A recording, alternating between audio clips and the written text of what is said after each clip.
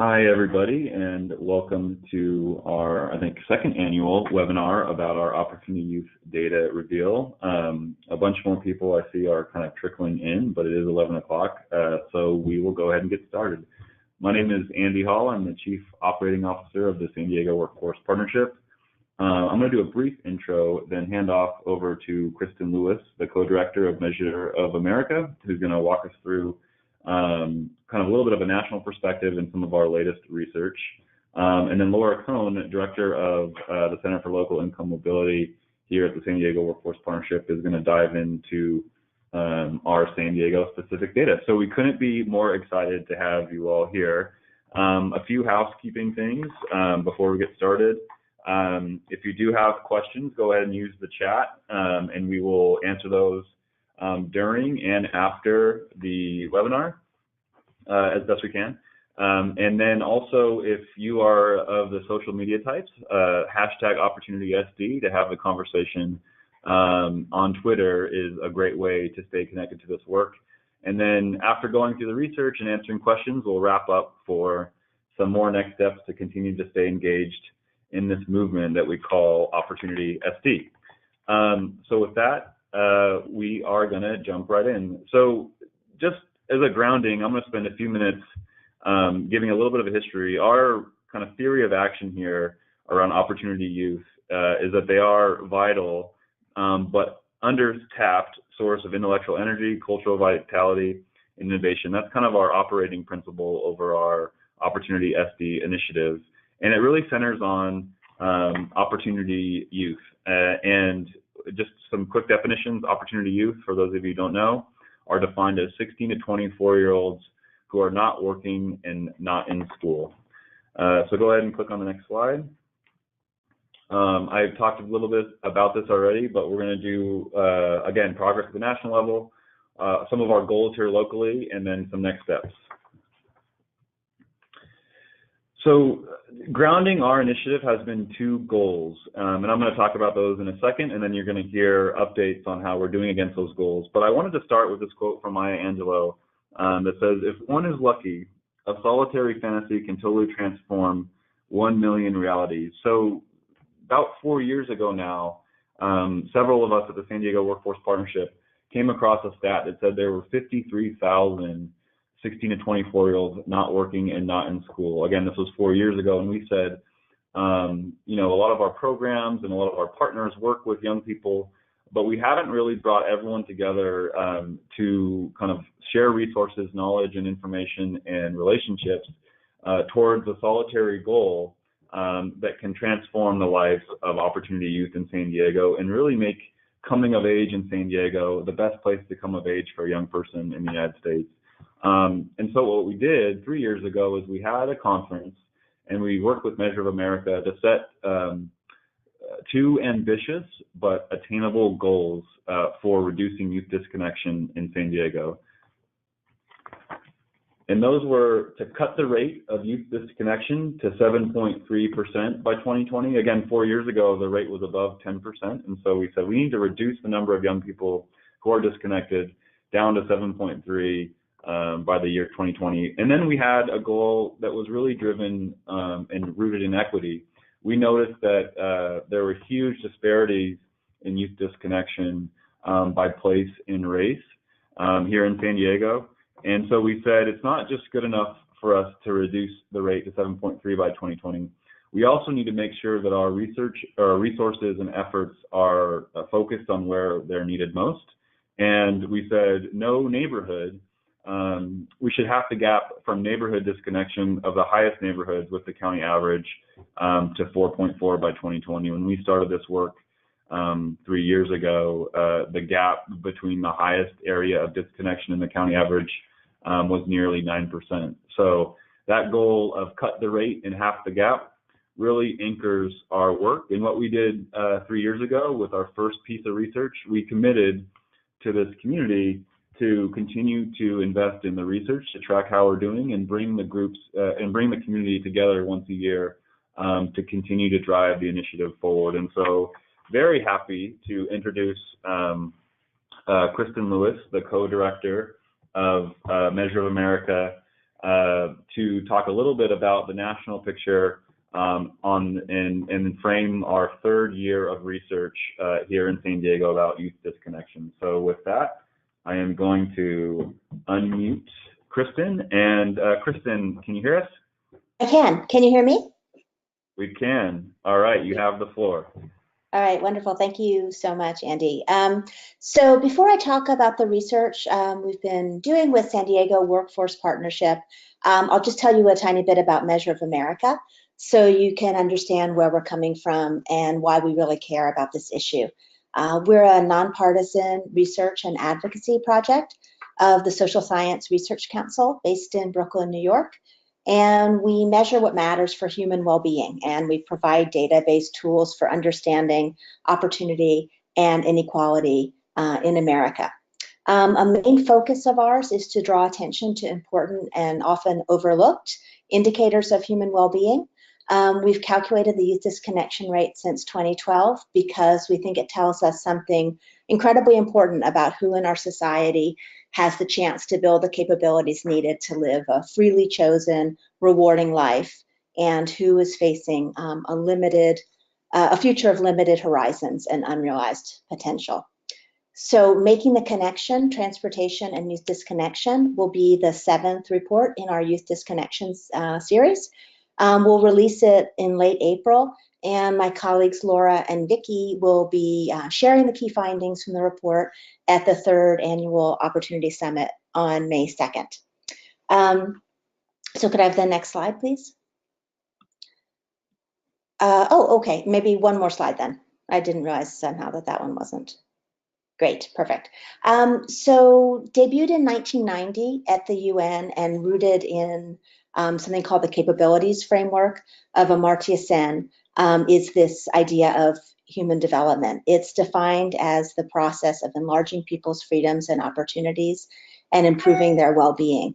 And the most basic measurable capabilities we have that form this index are a long and healthy life, access to knowledge, and a decent standard of living. So the next slide, please. And so disconnected youth who are opportunity youth are teenagers and young adults between 16 and 24 who are not working or in school, as Andy said. This time of emerging adulthood, the teens and early 20s, is really when people build many of the capabilities required for a good life. So through their experiences in classes and sports, clubs, camp, internships, and jobs, these connections and being connected lay the groundwork for a freely chosen, rewarding life. And opportunity youth are often cut off from many of these critical resources, and also from the opportunity to earn diplomas and certificates, to create job contacts and networks, and to have a lot of positive experiences that foster feelings of dignity and belonging. So that's why we care about the issue. That's why we think that this time of life is so very important to someone's long-term prospects and long-term goals. Okay, next slide. So this is a preview of our report to come. The good news is that the rate continues to decline. The youth disconnection rate continues to decline. So it reached a high of 14.7%. That was 1 in every 7 young people in 2010 in the aftermath of the Great Recession. And overall, there's been a downward trend since 2010. But 2017 is kind of the least improved year. So the change between 2016 and 2017, going from 11.7% to 11.5%, is the sort of smallest improvement we've seen. So it's a real kind of slowing down. So the good news is that it continues to go down, though the rate is slowing. So then the next slide, please. But the bad news is that the youth disconnection rate for Black young people has actually increased. So it's declined or stayed the same for all other racial and ethnic groups between 2016 and 2017. But for Black young people, it's increased slightly. So this is the first time we've seen an increase like this. So the next slide, please. So why does this matter so much? we sort of set out to answer that question with some research that we did earlier this year, or at the end of last year. So basically, people focused on understanding youth and measuring progress, do a lot of short-term tracking, and this is understandable because it's really resource intensive to follow youth over time. If you only look for the outcomes of different kind of investments, after a year or two, there aren't really huge differences between people who are connected between 16 and 24 and those who are not. So we did a study where we used data from the panel study of income dynamics to follow young people over time, to see what happened to young people who've been disconnected versus people who hadn't. And that report is called Two Futures, the economic case for keeping youth on track. And we found that by the time they reached their mid-30s or so, young people who've been working or in school as teenagers and young adults earn $31,000 more per year and are 45% more likely to own a home, 42% more likely to be employed, and 52% more likely to report excellent or good health than those young people who've been disconnected at the same time. And we controlled for race and various other important demographic indicators. So what this research showed is that a lack of integration into school and the world of work during this really critical period of emerging adulthood has enormous personal and societal costs that persist for decades.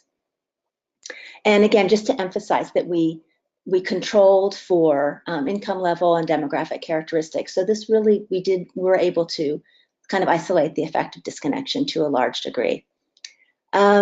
So that's where we are now. We look forward to telling you more about the rest of the report and the rest of our findings, about race and ethnicity by state, and by state by race in just a few weeks when we'll release our report. So I'll turn things back over to Laura to talk about the latest data to track San Diego's progress in cutting the rate in half and having the gap of youth disconnection. Okay, great. Thank you so much. It's really important to see how we're doing relative to the nation, and I'll share more about our local data momentarily. Before I do this, I just want to say thank you to, go ahead to the next slide. I just want to say thank you to Laura Lederman and Vicki Lassiter, also at Measure of America. They've been our lead researchers for Measure of America, and been amazing at answering all of our questions so we can understand the data really well for our community and share that with all of you. And I also want to thank our Opportunity SD Leadership Council. That's the group of 10 young adults that we convened that are advising us about the Opportunity Youth issue and helping us get ready for May 2nd's Opportunity Summit. They got a sneak preview of the data from Vicki and Laura and asked really helpful, critical questions about it, gave their perspective, and helped bring the data to life. So thanks so much to those community leaders. So here it is, our data for the latest data for San Diego, and the good news is that, like the nation as a whole, the number of opportunity youth for San Diego County is down from last year. In fact, it's down pretty significantly. It was 41,000 last year, and now we're down to almost 30, just a little less than 37,000, which is a great pace, as we'll see in a second. So that represents 8.6% of all young adults, 16 to 24 in San Diego County, who are disconnected. So just sometimes we like to give perspective on this number, and when it was 41,000 last year, we compared it to a full Petco Park, which is appropriate today on opening day. And so we aren't quite filling Petco Park with our opportunity youth any longer, which is great news, but it's still, a really good sized crowd at Petco. We might beat it today on opening day, but in general, just think about a pretty darn full Petco Park to imagine how many young adults are neither working nor in school in our community. Okay, so let's look at our progress against the goals. The first goal, as we've said, is to cut the rate. And not only did we make progress from last year, but we're on track now to meet our goal actually a little bit before 2020.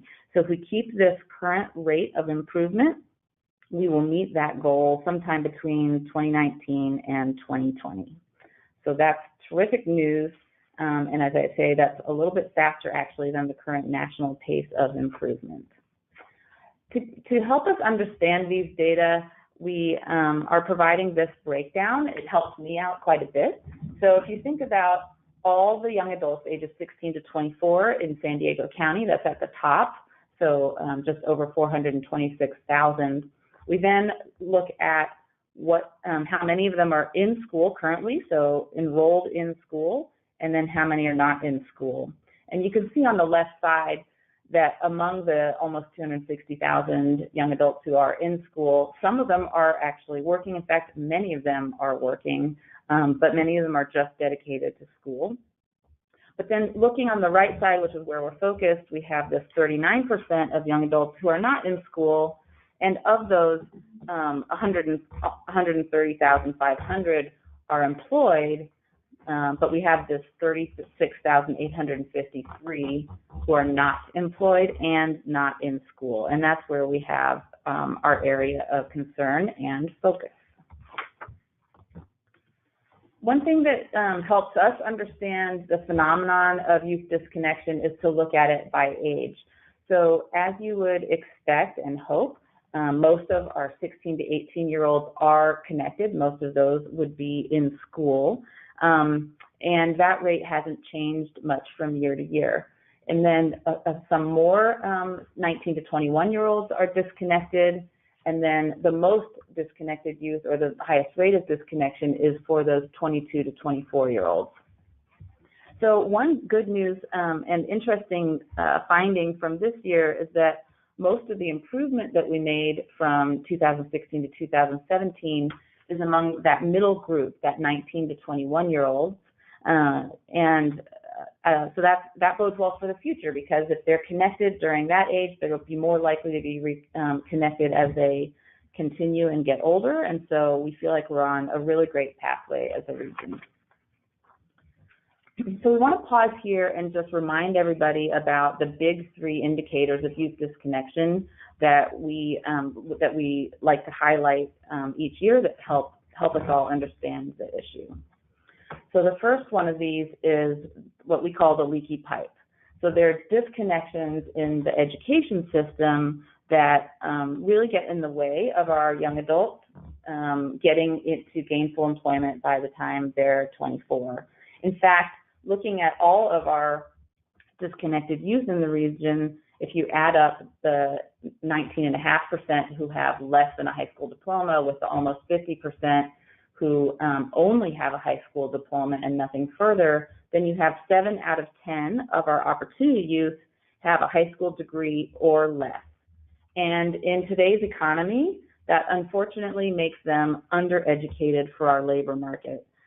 We know that without some kind of post-secondary degree or credential, it doesn't have to be college, it can be an occupational certificate, but in general, today's jobs require some kind of post-secondary degree or certificate or credential. So that's really one of the most important root causes of the struggles that our young people, that these young adults are having. I also want to mention the some college category. So a good number, 1 in 5 of our opportunity youth have gotten some credits in college but haven't completed a degree and or certificate. And unfortunately, sometimes that leaves them with debt, but without anything that's any credential or degree that's marketable in the labor market. So that's an area of concern and also an opportunity for focus for us. Next slide. So the second area, indicator of youth disconnection that we focus on is youth unemployment. And among our 36,000 opportunity youth, about a third of them are unemployed, meaning they are looking for work, and they're actively looking for work. Some of them have worked in the past year, but many of them have never worked or last worked a long time ago. So we're really needing these entry places into the job market for our opportunity youth. The one good news sign, again, is that so is that the rate of sorry, skip that. So next slide, please. Okay, and then the third indicator of youth disconnection is what we call benched, and this is about the labor force participation. So I just mentioned that 1/3 of our opportunity youth are unemployed, actively looking for work. Well, almost 2/3 of them are actually discouraged workers or not participating in our labor force. And so these are young adults that we really need to reach, to engage, to work with them to discover their strengths and get them back engaged in either school or work. So now let's switch to our equity goal, which is about halving the gap. And this is sort of mixed news on this one. So although our overall rate of youth disconnection made some great gains from 2016 to 2017, what we measure for this equity goal is the difference between the community with the highest rate of disconnection in San Diego County and the county average. And there wasn't a big difference between that highest disconnection community last year and this year, while we made really good gains on the county average. And so our progress on closing the gap has stalled, unfortunately. So let's take a look at the actual neighborhood by neighborhood data. I know there are a lot of numbers on this page, and you won't be able to absorb it all just as we're sitting here, but it's in the deck and will be available in our report. So if you look at this list of communities, the blue stars are communities in San Diego County that have made actually really good progress over the 3 years that we've been doing this research. And so there's a lot of good news for communities around San Diego in this chart. There's one community that I want to highlight and that will be for us an area of focus and outreach this year, which is that community at the top, South Otay Mesa and South Bay, because that's the only community where there's been significant increase in youth disconnection over the period of our research. And so we want to mobilize our resources and the Opportunity SD community resources to really figure out what's going on in that community and see what we can do to help turn that around. One other thing I want to mention on this slide is you see the asterisks next to the third to last and last communities, San Diego City Center and Balboa Park, and Oceanside and Camp Pendleton. For the first time this year, we worked with Measure of America to calculate the civilian youth disconnection rate, recognizing that some communities in San Diego County, and these are two of them, have significant numbers of military personnel in them between the ages of 16 and 24, or 18 and 24 actually. And so we did some research to pull out the military personnel from the calculations, and when we did so, those two communities with asterisks, it really bumps up their youth disconnection rate significantly.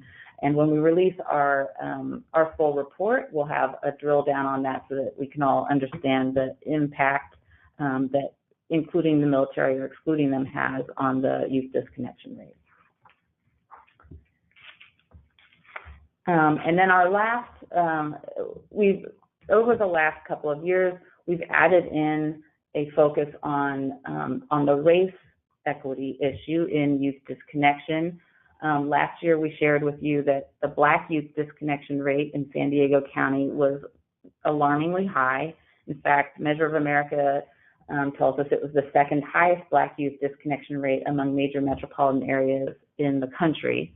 And the good news is that it's improved somewhat between last year and this year, and yet it still remains significantly higher than the other races. So Black youth disconnection has been a focus for us. We've worked with school districts and community colleges around the region over the last year, and I know that many of our partners in Opportunity SD are focused on that as well, and we need to continue our work with young adults in the Black community to help make sure they can find their opportunities. So that concludes our new data, our reveal of the new data. And right now we'd like to welcome your questions. So use the chat box to ask your questions, and Andy will help moderate those.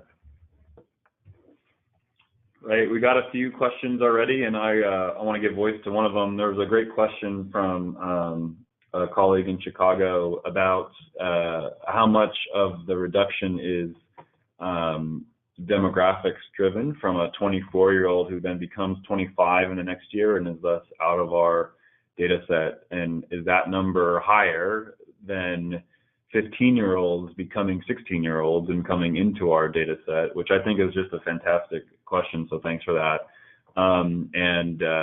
We don't have data on hand on that, fortunately, so I'm not giving you a good answer. But that is something that we will absolutely look at and circle back with our community on.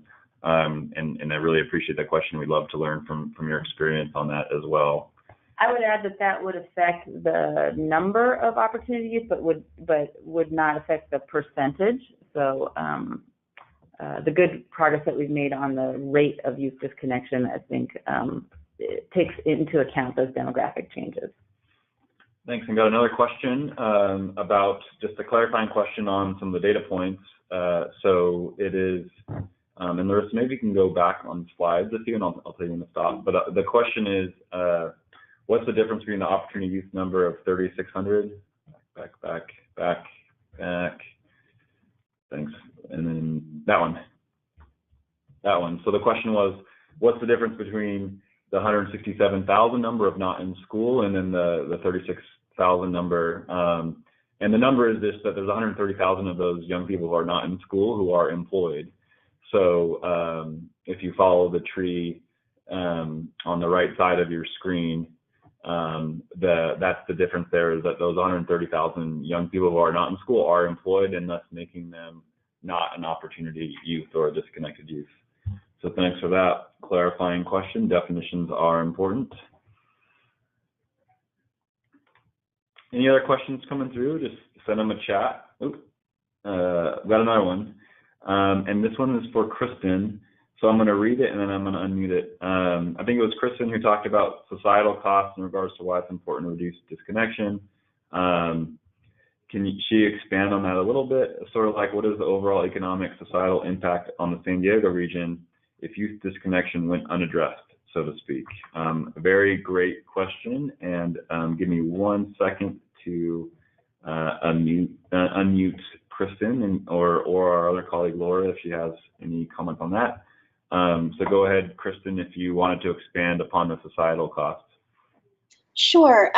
So this report we just did looked pretty much only at the, well, I mean, it looked primarily at the educational and economic costs to young people themselves. But then what we did is we also figured out then how, like, what would be the average annual tax revenue for someone who was connected versus not connected during that time.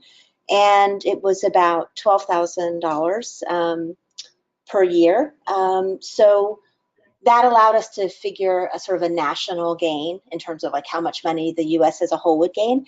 But we could also do it specifically for San Diego, you know, by just multiplying the number of disconnected youth by 12,000 to get at how much money we lose in federal tax revenue.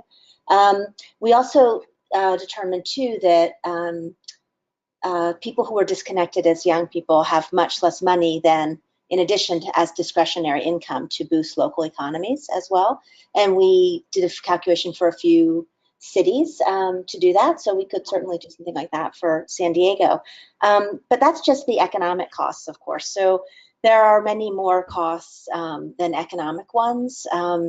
People report having worse health, for instance, if they underwent a period of disconnection. And then just sort of a larger sense, you know, it's quite depressing and disheartening and discouraged to be disconnected. So young people themselves are experiencing a lot of sort of psychological pain and sadness. A disproportionate number of disconnected young people have experienced trauma already in their life. And so this adds to it. So that creates, you know, knock-on effects for their families, for people who love them, in addition to themselves. And kind of in a broader way, we need, in terms of economic competitiveness and in terms of innovation and all these things, we ideally will have all Americans positioned well to do their best in whatever they decide to do, which is kind of good for everybody. It's good for the whole country, not just economically, but also in terms of social cohesion, crime, and all sorts of other things. So it matters for economics, it matters for human well-being and people's choices and opportunities, and it matters for our kind of whole society, because if everyone doesn't have a real chance to live a freely chosen, rewarding life, then we are falling really short of sort of the promise of America, I guess, to be philosophical about it. Right. Thank you, Kristen. And I'm going to leave you unmuted as other questions come in, and there are several. Another was a more technical question around the data sources that were used to identify opportunity use. And so if I'm also going to unmute Laura Laterman if she wanted to chime in on that, but that's probably a question for Measure of America as well. Sure. Laura, do you want to take this or shall I answer it? I'll start answering, and if she wants to, she'll just jump in, or she might be having a problem with her connection. Anyway, so our data source is the American Community Survey, which is an annual product of the Census Bureau. So that's our main source of data and for all these youth disconnections. So it's, the American Community Survey, like any census survey, is not perfect, but it's the absolute best we have, and it's the gold standard for doing analysis and saying things that are meaningful about Americans, pretty much. Cool. Thank you, Kristen. Real quick, just for the audience, can you share how often that survey happens and the lag a little bit? I think that's helpful too.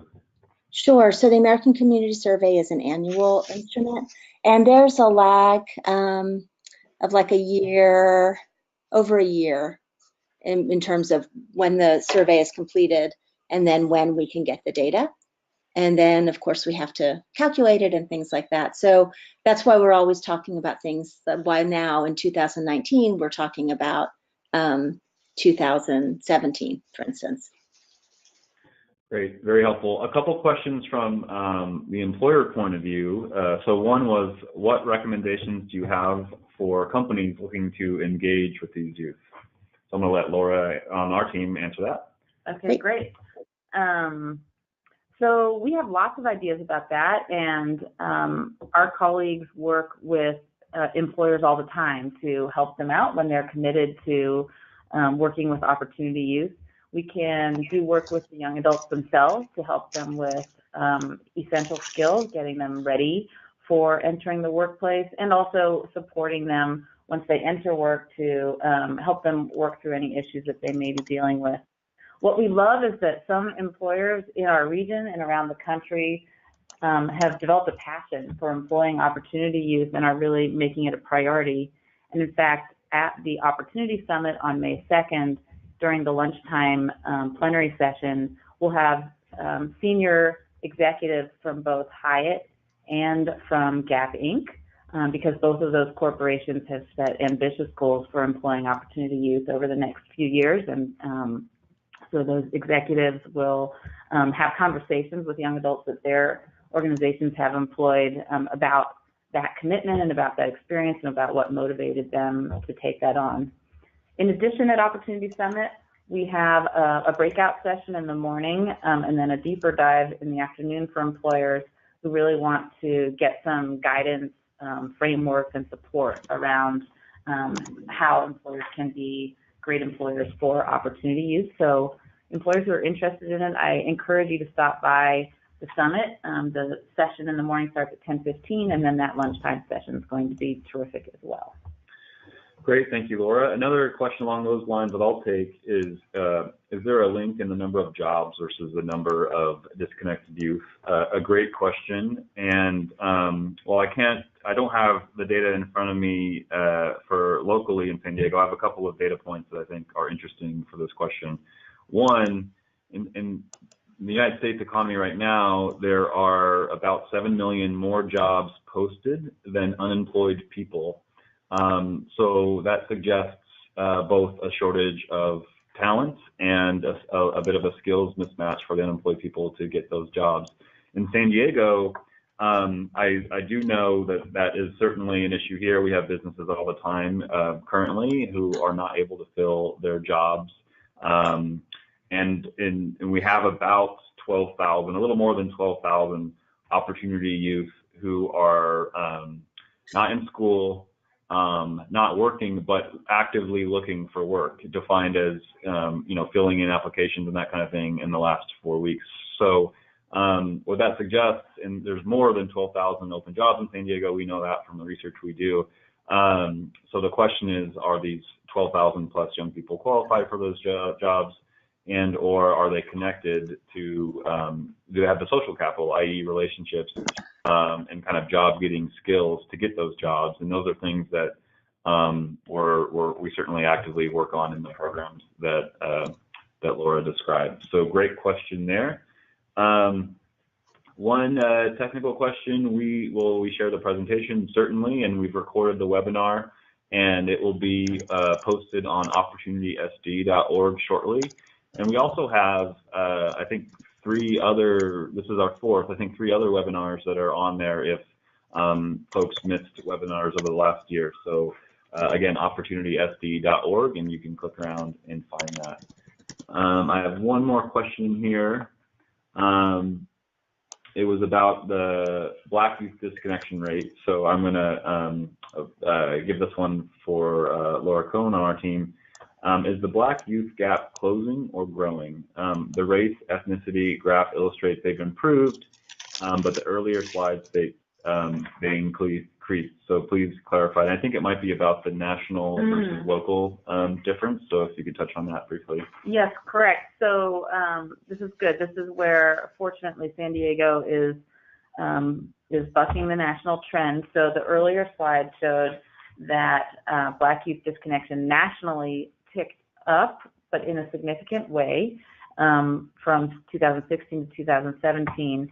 But for San Diego County, it did decrease over the past year. So fortunately, we're heading in a different direction than the nation, but still the overall level is far too high. Yep, there we go, and we have that data up for you now. And Kristen mentioned that the national rate was high. I don't know, Kristen, if you had anything to add. If not, that's okay too. No, that's okay. And I also wanted to just clarify something that was said earlier. San Diego metro area didn't, or San Diego County didn't have the absolute highest rate of Black youth disconnection, but rather had the largest gap between whites and Blacks. So there was the biggest distance between white young people and Black young people in terms of disconnection in San Diego than in all the other big cities.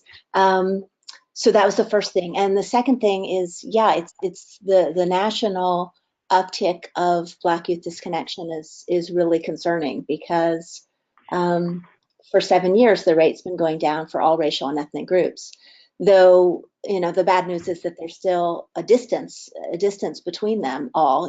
They've remained kind of in that order in terms of Asian young people having the lowest rate of disconnection, and alternating Black and Native American young people having the highest rate, depending on the place. Some good news nationally is that Latino young people continue to make really good and quick progress. They're making faster progress in terms of decreasing the rate of youth disconnection than any other racial or ethnic group. Great, thanks for that. Another question was, how many of the not in school youth in San Diego are from 16 to 18 years old, and then 18 to 24? I love the spirit of the question, because it's really getting at high school dropouts versus people who are not making the jump from high school to post-secondary education and or employment. So one of the things that we found in our research was that number is about 4% of 16 to 18-year-olds are not in school or working. And so certainly a smaller percentage than the other age group. And then when you look at another kind of insight on that is the kind of leaky pipeline slide that we call it, and we'll pull that up here shortly, folks to see. But that shows that while this isn't just focused on age, 19.5% of our disconnected youth, so that is, they might be older than 16 to 18, but they did not finish high school. And so there certainly is interventions that are needed to either remediate for someone to get their AA or their GED or that kind of thing, and or prevent dropouts in the first place. So hopefully I answer that, and we'll, in our full report brief, we will call that out as well.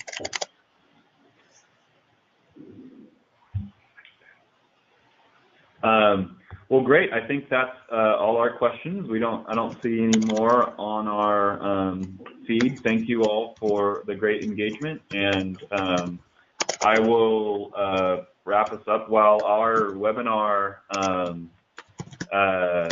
we kind of tease some of these results, we'll be releasing our full report at our May 2nd summit. That is the best next step for anyone to continue to engage with us, from employers to educators to young people to advocates to policymakers.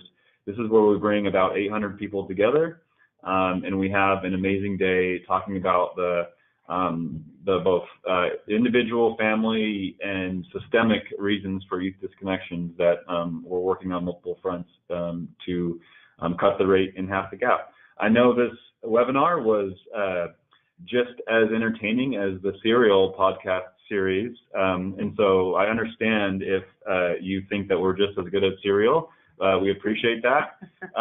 But if you want to see the real thing, the Serial podcast host and producer, Sarah Koenig, who is just an amazing individual and journalist, will be here at the seminar on May 2nd, among other great speakers, to talk about her experience in the juvenile justice system as well as the criminal justice system.